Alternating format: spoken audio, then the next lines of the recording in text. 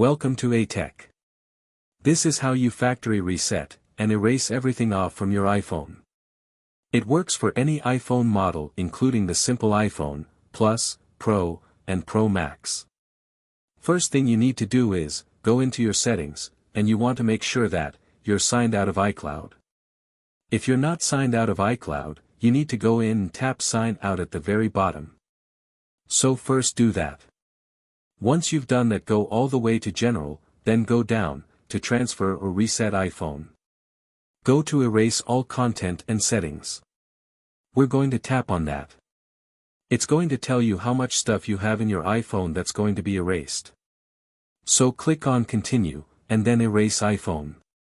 Let it do, it may take few seconds, and it's all done. If you have any question, ask me in the comments, and if you like the video, subscribe my channel for more tech updates.